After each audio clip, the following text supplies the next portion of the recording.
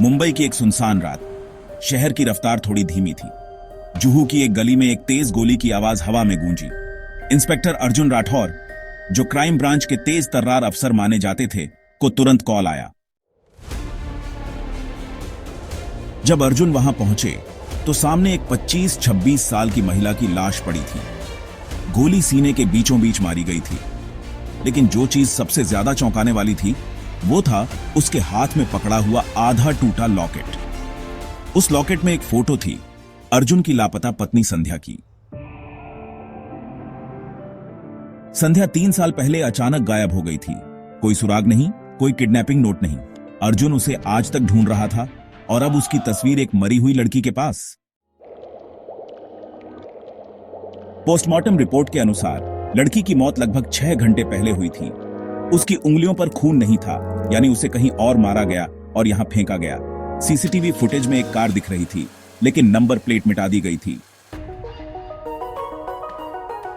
Case की गहराई में जाते हुए अर्जुन को एक नाम मिला, आदित्य मल्होत्रा, जो एक इन्वेस्टिगेटिव जर्नलिस्ट था और कुछ समय पहले संध्या के बारे में एक स्टोरी पर काम कर रहा था। अर्जुन ने आदित्य से मुलाकात की। संध्या जिंदा है। क्या बकवास है?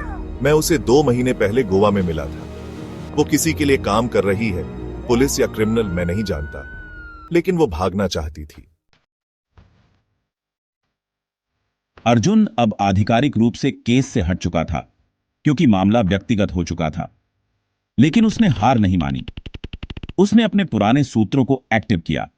उसे पता चला कि संध्या ने अपनी नई पहचान बना रखी है, रिया सेन, जो अब एक अंडरग्राउंड सिंडिकेट के लिए काम कर रही थी, जिसका सरगना था विलास ठाकुर। अर्जुन ने एक प्लान बनाया। एक सीक्रेट ऑपरेशन के तहत वो संध्या तक पहुंचा। एक गुप्त अड्डे पर उसकी नजर उस औरत पर पड़ी जो 3 साल से उसके ख्वाबों में आती थी। तुम जिंदा हो? मुझे मत ढूंढो अर्जुन, मैं वो नहीं रही जो तुम्हारी बीवी थी। क्यों किया ये सब? क्योंकि मैंने तुम्हारे सीनियर को मरते हुए देखा था और मैं जान गई थी कि पुलिस डिपार्टमेंट के कुछ अफसर उस मर्डर में शामिल थे। मैं मरने का नाटक करके गायब हो गई ताकि सच तक पहुंच सकूं। संध्या के पास एक पेन ड्राइव थी जिसमें उन अफसरों के खिलाफ सारे सबूत थे जो देशद्रोह और हत्या में शामिल थे। लेकिन अब वो खुद खतरे में थी।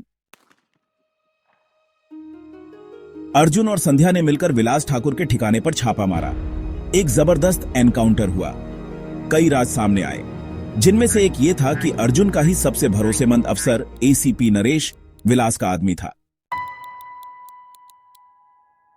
सबूतों के आधार पर कई बड़े नामों की गिरफ्तारी हुई। संध्या को सरकारी सुरक्षा दी गई।